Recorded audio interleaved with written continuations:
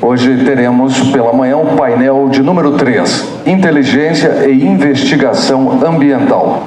E esse painel será formado agora, compondo a mesa então deste painel, pela promotora de justiça, Andressa de Oliveira Lanchotti, que será também presidente da mesa deste painel de número 3. Convidamos também para ocupar o seu lugar à mesa Renato Madsen Arruda, delegado da Polícia Federal, chefe da Divisão de Crimes Ambientais, representado aqui pelo delegado da Polícia Federal, Franco Perazzoni. Senhor René Luiz de Oliveira, coordenador-geral de Fiscalização Ambiental do Instituto Brasileiro do Meio Ambiente e dos Recursos Naturais Renováveis, IBAMA. E o senhor Pedro Abiessabe, promotor de justiça. Fique à vontade.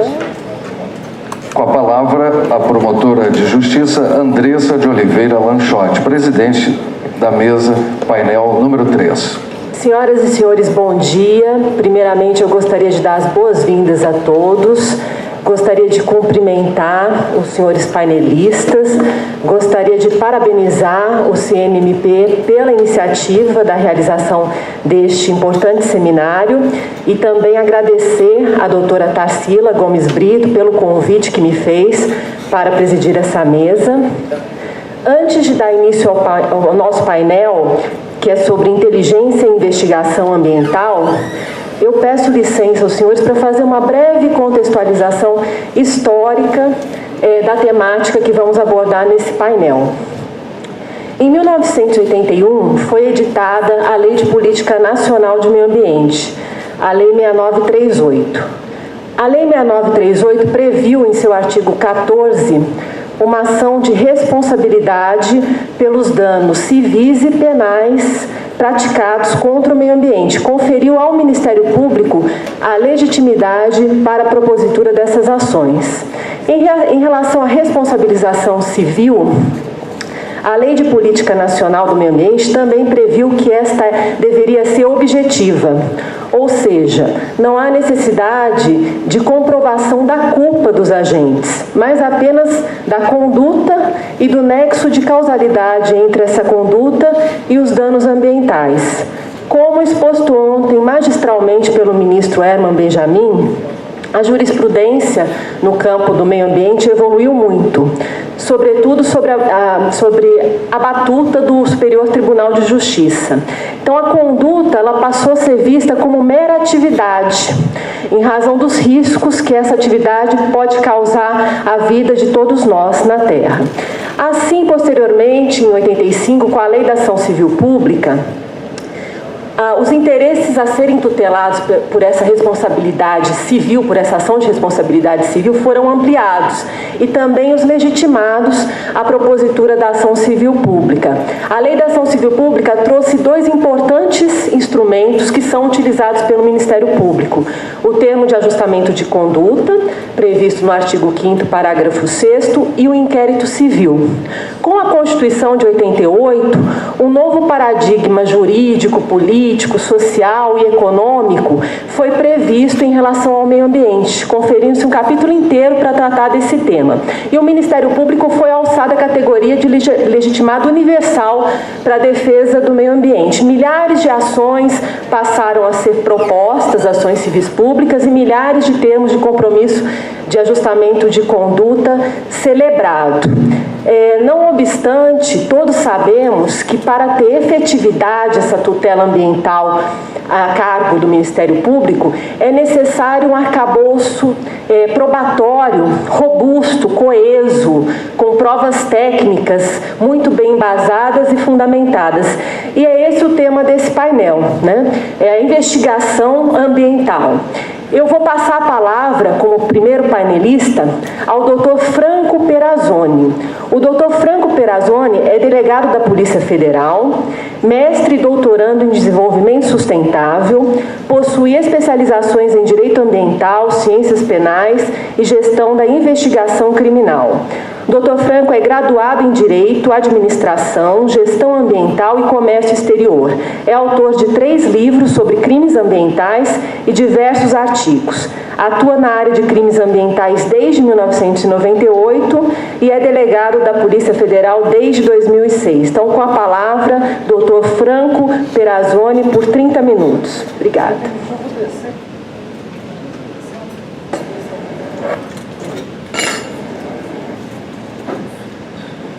Obrigado. Bom, vou colocar a apresentação aqui. Você coloca para mim, por favor? Bom, primeiramente, bom dia a todos. Na verdade, ontem eu recebi uma ligação do colega, o Dr. Renato Madsen, que é o chefe da divisão, e ele teve um problema, né?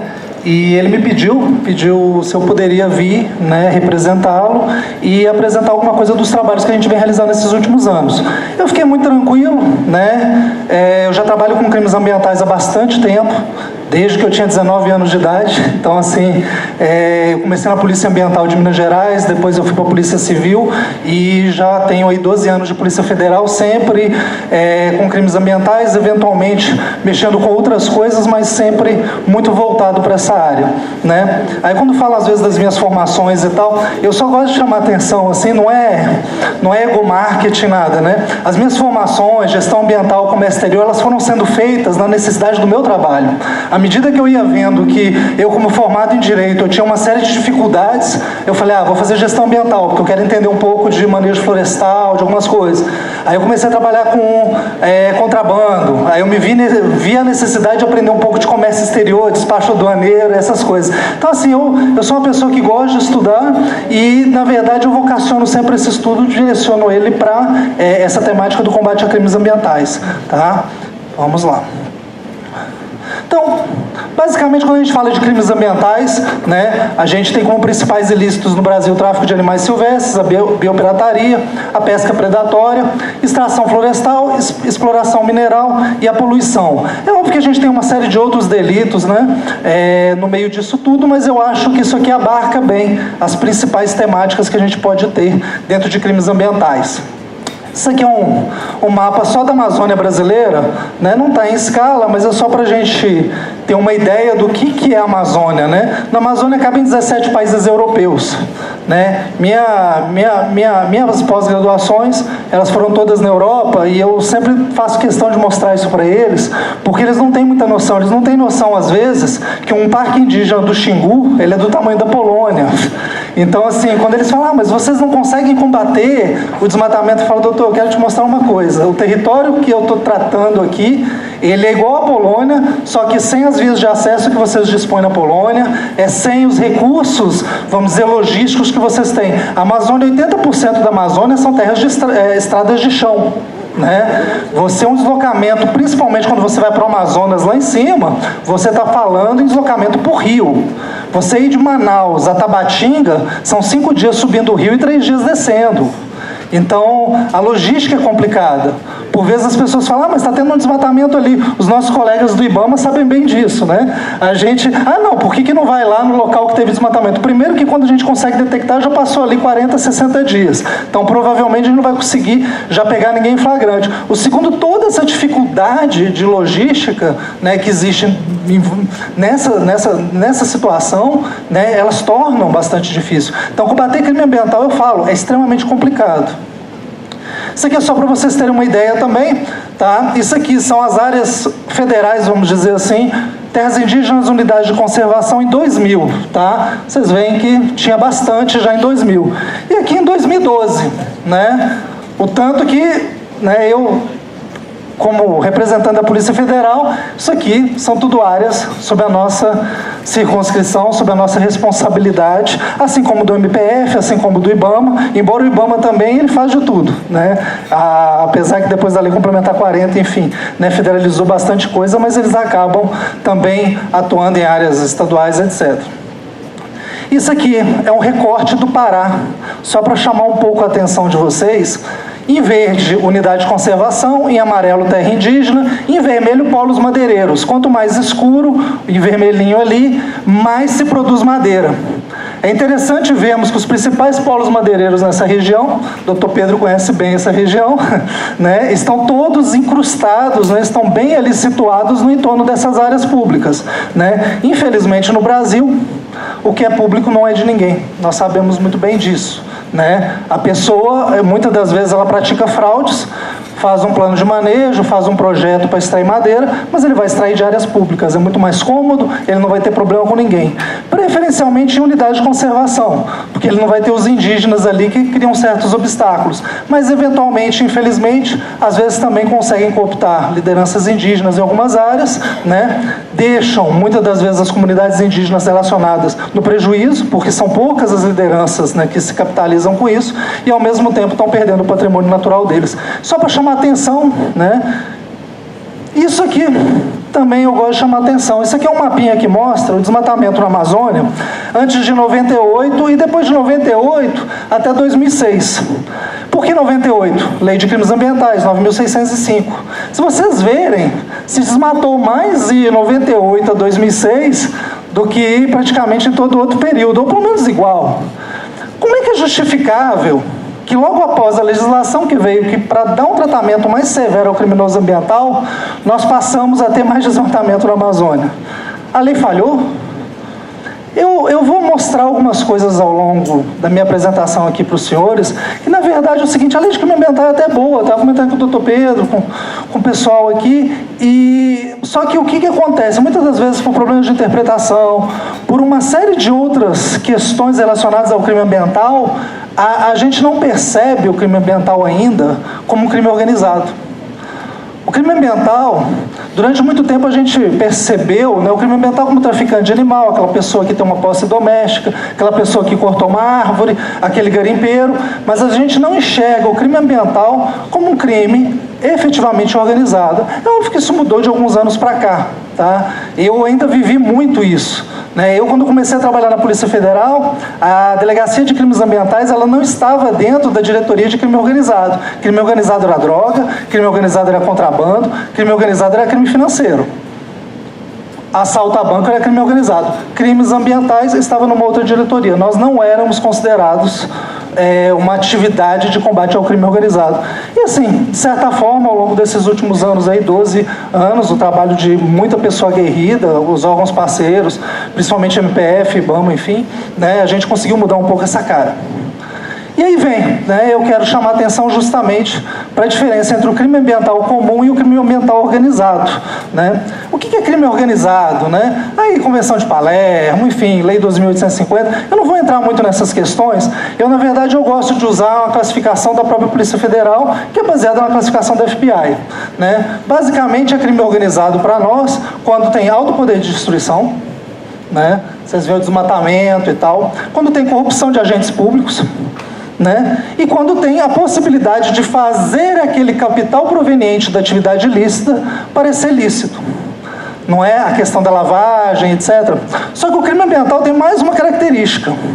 A lavagem do dinheiro no crime ambiental é um pouquinho diferente, por uma única razão. Eu gosto de chamar sempre atenção para isso. Droga, por exemplo, é sempre droga em qualquer momento da cadeia produtiva. Droga é droga. Cocaína, eu vou aplicar o reagente, vai dar azulzinho lá, ela vai ser azul. Se ela estiver aqui, se ela estiver na China, se ela estiver no Japão, a droga é ilícita. Eu desconheço qualquer país que autorize a cocaína em si. A coca, eventualmente, na Bolívia é autorizado o plantio. Mas a cocaína é proibida, creio que em todo mundo. Então, o que acontece? A coca, o dinheiro proveniente da cocaína, ele precisa ser legalizado em algum momento. Ele precisa ser transformado num dinheiro de origem ilícita. E aí vem vários esquemas, enfim. A gente sabe da questão da lavagem de dinheiro, as quadrilhas, né, em Chicago, que abrem as lavanderias, etc., para poder fazer a lavagem de dinheiro. Mas no crime ambiental é diferente. Salvo raríssimas exceções de uma madeira protegida por lei, pau-brasil, uma castanheira, a grande maioria dos bens ambientais ele não é protegido pelo bem em si. Não é porque ele é um bem ambiental, mas pela localização dele. Se ele está dentro de um parque nacional, se ele tem licença de extração mineral, de um PLG ou uma licença de lavra. O bem ambiental ele não é ilícito em si. Não existe diferença fundamental nenhuma entre o ouro legal e o ouro ilegal. Eu não consigo pegar o ouro e dizer se ele é legal ou ilegal, a não ser que eu analise todo o processo de obtenção dele. E aí vem o que eu chamo de lavagem do próprio ativo ambiental. E que hoje, inclusive, pela lei de lavagem de capitais é permitido, porque a lei de lavagem não se restringe unicamente à lavagem do dinheiro, mas à lavagem de qualquer bem. Então você, em determinadas situações, você se depara que a madeira é ilícita, ela saiu de uma terra indígena. Mas, no meio do processo, ela passa por um processo de legalização, utilizando planos de manejo fraudado, licenças, etc. Adquiriu áreas de legalidade, terceiro de boa-fé adquire, e a gente está numa situação bastante complicada de investigar. Certo? Durante muito tempo eu fiz isso, era muito simples pegar madeira ilegal na Amazônia.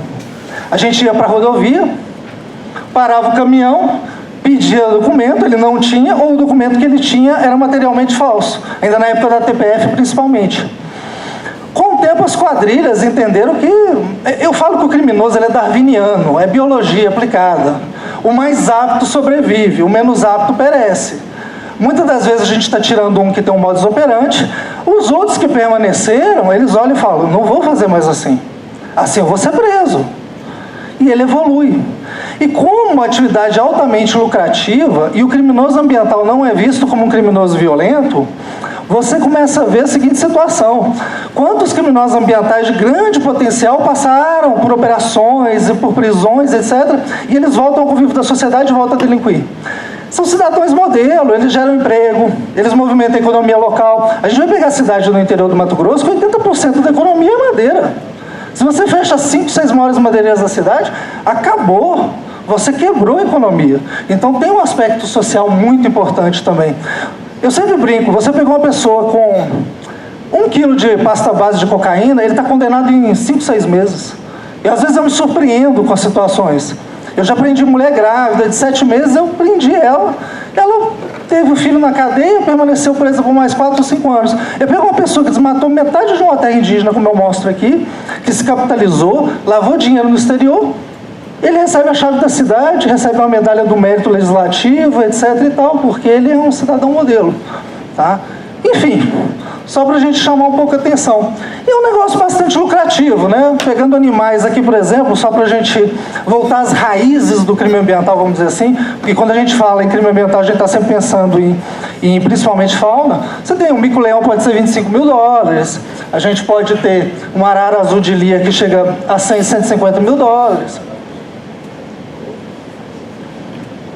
A gente teve um caso, Roraima, trabalhamos junto com o MP e com o Ministério Público Federal, uma serpente que saiu do Rio de Janeiro, né, o Batata lá, nosso amigo lá, né, uma serpente de $1 milhão, a estimativa dela. Gerou uma grande operação, gerou inclusive uma difusão vermelha na Interpol, né? Foi um criador norte-americano que veio para o Brasil e se apropriou de um animal capturado na natureza, que era o único da sua espécie, porque ele era leucístico, né? Ele era branco, né? E esses animais totalmente brancos, eles têm muito valor no comércio, porque eles, como lá nos Estados Unidos tem um mercado muito forte de pets, né? De animais de estimação, as pessoas pagam muito por animais que não tem na natureza. E através de cruzamentos sucessivos, eles conseguem colorações que não tem na natureza. Se vocês tiverem curiosidade, vão ao zoológico de Brasília, tem alguns filhotes aqui dessa serpente aqui no zoológico, vocês vão ver que a coloração delas é diferente. Algumas têm uma parte branca, e aí a coloração normal, etc. Isso no mercado internacional, cada filhote dessa cobra, nas primeiros, foram vendidos a $65 mil, $70 mil, para vocês mostrar a lucratividade do negócio desse. Só curiosidades, né? Isso aqui, por exemplo, esse aqui é um amigo nosso, tá? Chama Herculano, é um cidadão português. Eu já perdi as contas de quantas vezes nós prendemos ele, tá? E ele leva ovos de arara. Esses são ovos de arara, tá?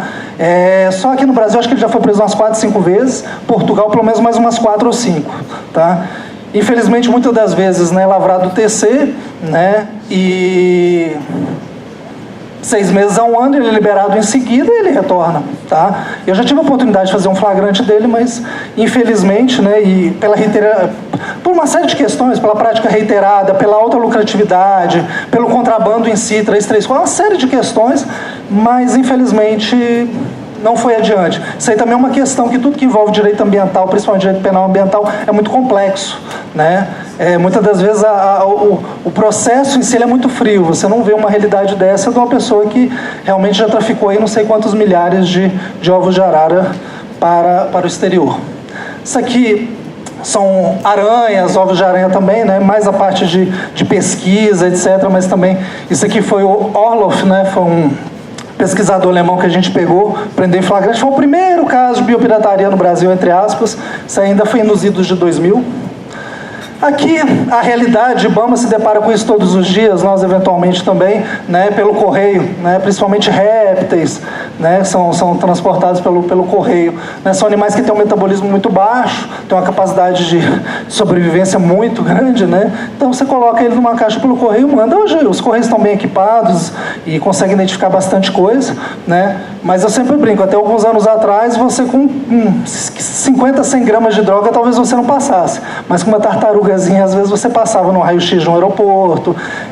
Ovos, daquele jeito, amarrado no corpo, é material orgânico, não vai apitar nada, no antissequestro não vai chamar. Por isso que é tão importante scanner de corpo e tal, e a gente esbarra numa série de questões. Quando a gente fala de scanner, toda vez que eu vejo um scanner no aeroporto, eu fico tão feliz. Cheguei agora do Equador, fui numa reunião lá, me colocaram no scanner, eu falo, é isso mesmo, tem que ter, acho importante, entendeu? Por quê? Porque o detector de metal, na verdade, na entrada da aeronave, ele é um antissequestro. Ele não é para atividade ilícita, de contrabando, descaminho, etc. Ele é simplesmente para evitar o apoderamento ilícito da aeronave. A preocupação do APAC das pessoas que estão ali é isso. Eles não estão... E a gente tem um princípio básico, vocês têm colegas da Receita aqui, mas assim, os países, eles controlam o que entra, eles não controlam o que sai. O que gera tributo é o que está entrando. O que pode prejudicar o seu mercado interno é o que está entrando. No que sai é comércio, é divisa. Então, assim, eu sei do esforço que é feito, não estou dizendo que a Receita, eu tenho bons colegas, amigos na alfândega, minha mãe é originária de alfândega da Receita, mas, assim, é complicado, é muito difícil. Como é que você vai controlar tudo que sai? E aí eu começo a querer mostrar algumas coisas. Em vermelho, né, a gente vê o seguinte, isso aqui era, vamos dizer assim, a trajetória natural. Uma pessoa capturava um animal, aí você tem o capturador que leva para o mula, né, para o nosso herculano lá, nosso amigo, ele coloca aquele animal na bolsa, numa mala, e leva para o exterior. Acabou, está consumado o delito, etc. Com o tempo ele viu que isso dava muito trabalho, animais morrem porque tem uma mortandade muito grande e tal. Então o que começam a fazer? Não, vamos conseguir licenças, é tão fácil corromper servidor público no Brasil, é tão fácil, né, conseguir um documento de um criador, infelizmente. Eles vão até um criador legalizado, obtém a anilha, obtém a documentação, legaliza aquele animal, acabou. Aquele animal, só com testes de DNA agora para eu saber que aquele animal não foi produzido no criador. Já é um grau mais evoluído. Isso é óbvio que não vale para todo tipo de dinâmica criminosa, mas num animal de $1 milhão vale. Foi o caso da serpente. Aquela serpente brasileira, ela foi levada para a Guiana, e na Guiana ela foi legalizada com documentação de um criador da Guiana. Aqui alguns casos, eu não vou perder muito tempo, porque também não quero cansá-los, mas assim, alguns casos, por exemplo, criadores comerciais, o tipo de fraude que eles podem fazer. Essa apresentação vai ficar para os senhores aí, fica disponível, então quem tiver curiosidade depois pode ver, né? As duas formas, por exemplo, que os criadores fazem, né, de vender nota, de legalizar animal, dar ele como se fosse filho. Os criadores conservacionistas também, eventualmente, podem, né, praticar algum tipo de fraude entre eles e os comerciais, né? Isso aqui é até um trabalho interessante, é uma monografia que foi feita por 2 colegas nossos, que tem umas 50, 60 páginas, só sobre fraudes em criadouros. Tá? Vamos adiante. Garimpo, mesma coisa, mineração que a gente via clássica, aquela mineração onde a pessoa extrai o mineral, vai levar até um transportador, um receptador e vai dar destinação para ela. Mineral é uma coisa muito interessante. Um diamante, um quilate é 1/5 de grama, é 0,2 grama. Um quilate pode não valer nada, pode valer $10, como pode valer $1 milhão. Depende muito da qualidade. Se você engolir um diamante, ele é translúcido, ele não aparece em raio-x, não aparece nada. A pessoa tem um diamante bom, ele engole e vai embora. Então, assim, é muito complicado. Hoje, principalmente na área de mineração, de pedras preciosas, se não houver trabalhos transnacionais, identificando, por exemplo, pessoas que estão exportando, que estão vendendo em mercados como na Bélgica, Antuérpia, na Europa, Arezzo, na Itália, uma cidade muito famosa, a questão de joias, tem recebido bastante joias brasileiras. Se você não tiver esse trabalho de compartilhamento de informações e trabalhos conjuntos, vai ser muito difícil, porque pequenas pedrinhas podem ter muito valor, né? E aí tem a dinâmica, vamos dizer, mais complexa. Eu tenho ouro, eu quero levar 100 quilos de ouro, 50 quilos de ouro. É mais difícil, né? Não tem como engolir 100 quilos de ouro. Então, existe todo um esquema de fraudes, né? Passando pelas permissões de lavra garimpeira, passando por empresas, né? de mineração, de joias, etc., para legalizar ouro, né? E transformar o ouro que vem de um garimpo ilegal no interior do Pará, supostamente num ouro legal. Eu dou sempre um exemplo, Operação Carbono 2004, eventualmente alguém aqui participou, viu, né? Na Carbono tinha uma lavra garimpeira de diamante em Minas Gerais, e ela tinha sido a lavra que tinha mais produzido diamante no Brasil naqueles 2 últimos anos, acho que 30 milhões de dólares. E tinha sido da De Beers aquele terreno, né? De Beers é um gigante do diamante mundial. E nós ligamos para a De Beers e falamos, olha, vocês venderam isso aqui a preço de banana para um grupo brasileiro. Falou, mas lá não tem diamante. E efetivamente o que estava acontecendo? Estavam legalizando diamantes da reserva Roosevelt, diamantes de Juína, diamantes legais, inclusive diamantes de sangue da África, porque tinha uma parte do grupo que era de Serra Leoa, né? Legalizando em PLGs do Brasil diamantes de sangue de outros países. E aí foi todo um escândalo, teve uma operação, muitas pessoas da LPM foram presas, enfim, e aí tem também um aspecto pedagógico. A partir desse trabalho, o processo Kimberley no Brasil passou a ser um pouco mais sério, vamos dizer assim, né? Bastante mais sério, vamos ser bem honestos. E aí vamos para fora, né?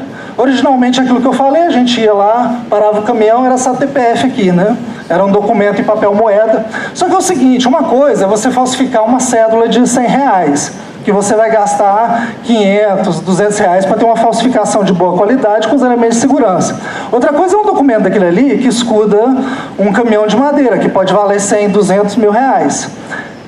Tinham gráficas muito boas lá em Juína, Juara, Juína e Sinop, salvo engano, que faziam essa TPF e simulavam todos os elementos de segurança. A marca d'água, você botava na luz, parecia que tinha uma marca d'água. Era uma falsificação boa, era feita em offset. Não é igual nota falsa que a gente pega feita na jato de tinta de casa, entendeu?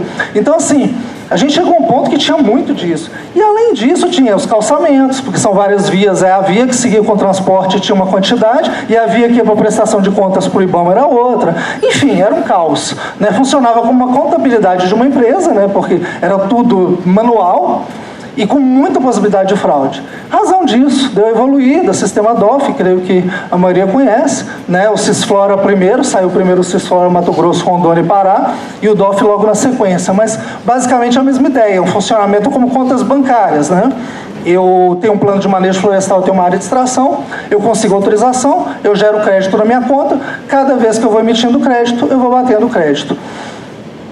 Não é a 8ª maravilha do mundo, concordo. Muitas das vezes, mas tem possibilidade de fraude, sim, mas você tem o rastreio eletrônico de tudo, você tem o IP da pessoa que acessou, você tem uma série de possibilidades de detecção de fraude, quando o sistema não dá, eu vou mostrar algumas coisas para vocês. Então, basicamente isso, né, ele permite o controle de toda a cadeia, isso aqui é um DOF, né, depois ele é impresso em jato de tinta mesmo, mas o que interessa é o código de barra e a possibilidade de você conferir se ele é de fato, se ele é verdadeiro, etc.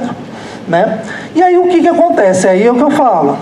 Darwin se faz presente, os criminosos evoluem. O que eles começaram a ver? Que eles precisavam, então, obter os DOFs, eles precisavam obter documentação para legalizar a madeira ilegal. Já não era mais possível transitar com a madeira no caminhão sem qualquer tipo de documento. Então, todo o processo passa pela extração, corrupção ou fraudes mesmo no sistema, para obtenção do DOF. O DOF vira, vamos dizer assim, a pedra de toque, né? Ou a pedra de roseta, assim, na verdade, para poder você praticar, né, delitos contra a flora na Amazônia, principalmente. Isso aqui é um esquema, só para ter uma ideia. Então, você tem o desmate legal, o transporte. Você tem várias possibilidades, mas, basicamente, elas passam pela obtenção de uma guia ou de um DOF. Pode ser um inventário florestal falso? Comum. A pessoa tem uma propriedade e ele fala lá que ele tem 1 milhão de metros cúbicos de cambará ou de angelim, e na verdade ele não tem isso tudo. Esse crédito a mais que ele tem, ele vai comercializar no mercado paralelo ou usar para legalizar madeira de outras áreas que foi extraída. Né? Até porque o manejo florestal ele é caro, né? Então o cara faz o manejo florestal, mas para ele negociar os créditos vale muito mais às vezes a pena do que ele executar o plano de manejo, ter todas as dores de cabeça e tal. E aí depois acontecem coisas absurdas, que eu já me deparei. O cara esgota os créditos dele, né, no sistema, depois que ele esgotou os créditos, que ele faz? Mas ele não tem mais crédito. Ele pega aquela propriedade rural dele original, desmembra em 2, 3 matrículas, transforma em 2 ou 3, e faz novos créditos, novo inventário florestal, novas imagens, etc. Hoje eu acho que está um pouco mais difícil, né? Mas assim, com a questão fundiária da Amazônia, isso durante muito tempo foi possível, e a gente se deparava com isso. E aí é o seguinte, né? Se o criminoso ele evolui, a polícia, os órgãos de controle, enfim, IBAMA, Ministério Público, Receita, todos temos que evoluir também. Aqueles métodos clássicos que nós tínhamos, né, aqueles métodos clássicos, eles já não se prestam, né? Então, nós também temos que evoluir sob pena de perecer sobre essa terra, né? A gente, daqui a pouco, seremos como os dinossauros extintos e quem vai prevalecer são os criminosos. Enfim, né? Os métodos clássicos a gente conhece, né? As campanas, as vigilâncias, monitoramento telefônico, as quebras de sigilo bancário e fiscal, ação controlada e tal. Esses continuam a existir. Eles são perenes, eles vão existir para todo sempre. Eu digo que esses aqui são igual tubarão, né? Sempre vai ter tubarão, um ser que está aí desde, né? Desde os primórdios aí, está aí. Ele vai permanecer aí. Mas a gente tem que evoluir. E aí a gente começa, tá? Dentre as ferramentas que eu acho mais úteis, e é a área que eu acabei me especializando e que eu gosto muito, é a parte de imageamento de satélite e a parte de business intelligence. Então, assim, hoje todo mundo produz muito dado.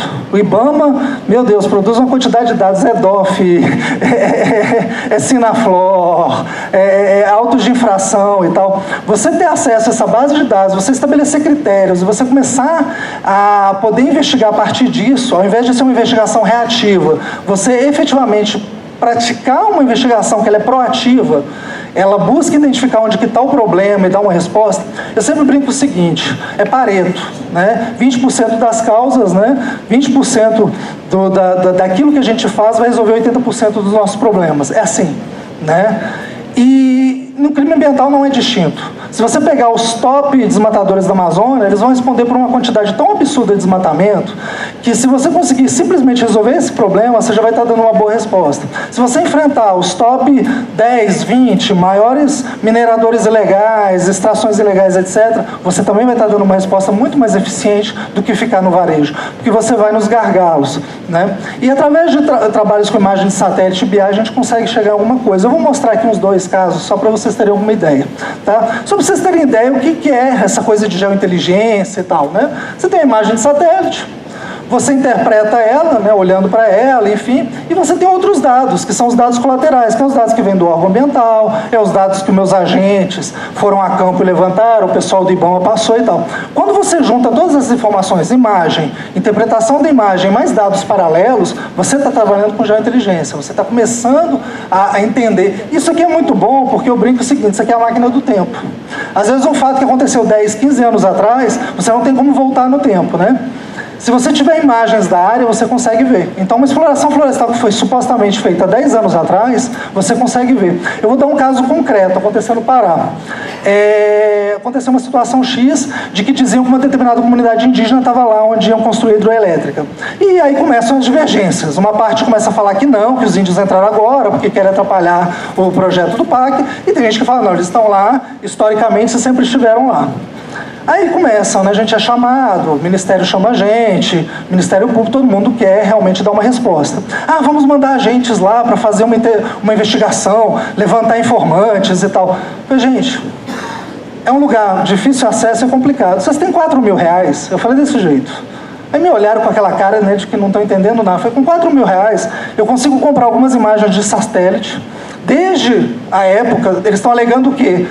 Estão ali desde a década de 60. A gente tem imagens de satélite desde o final da década de 60. Não são imagens de uma resolução muito boa, mas temos. E a gente consegue ver. O que aconteceu? Eu pessoalmente, eu peguei, consegui essas imagens, a gente fez um relatóriozinho fotográfico que a gente mostrava que desde a década de 60 já tinha as casinhas dos indígenas lá, e elas vinham, você via os pontos brancos, aqueles pontos brancos numa imagem melhorzinha de 5 anos depois, você vê que ia ganhando forma e tal. No final, aqueles pontos brancos que já estavam lá desde a década de 60 eram as ocas dos índios. Então, assim, com pouco gasto, se eu fosse mandar gente para lá, só de passagem eu ia gastar muito mais. E outra coisa, uma fotografia, é inquestionável. Tem escritórios de advocacia em Portugal, eu fiz meu mestrado em Portugal, especializados hoje em geodireito. Eles estão fazendo uso capião, essas coisas, usando imagem de satélite.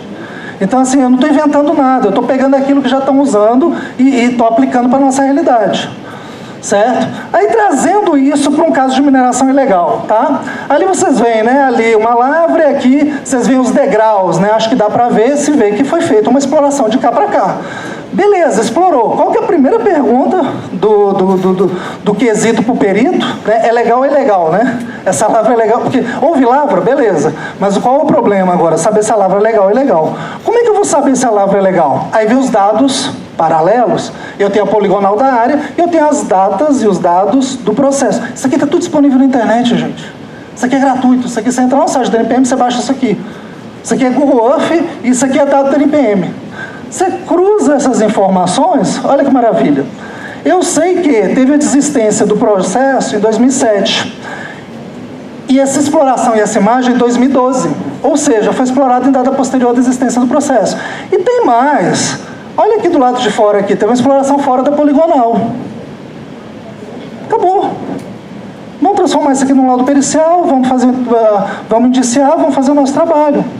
Entendeu? Às vezes a gente perde muito tempo em diligência, etc. E assim, é uma ferramenta bastante útil. Para desmatamento, só para vocês terem uma ideia, o desmatamento é mais complicado.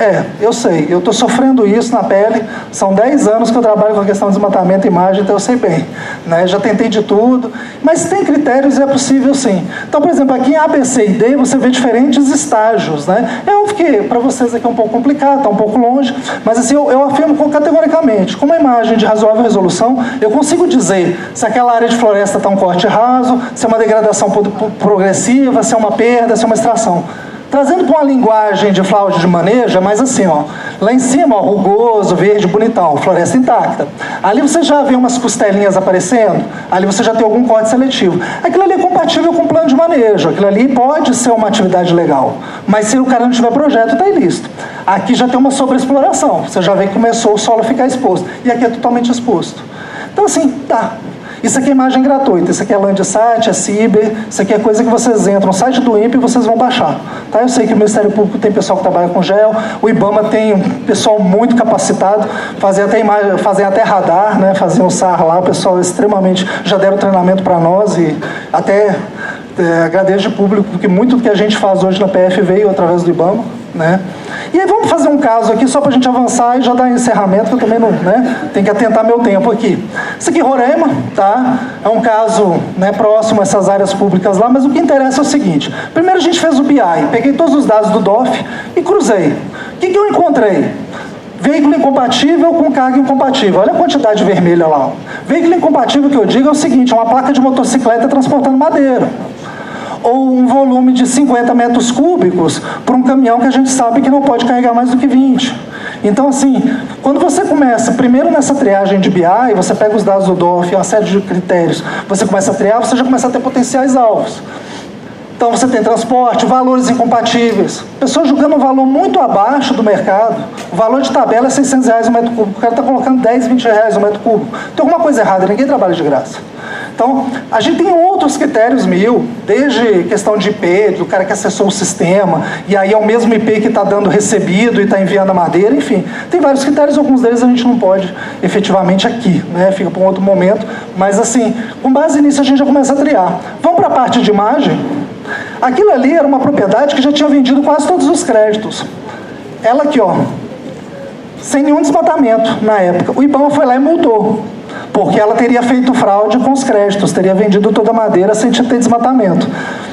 O nosso amigo lá, proprietário rural, o que ele fez no dia seguinte que ele recebeu a notificação do IBAMA? Ele foi lá e desmatou. Não, eu desmatei.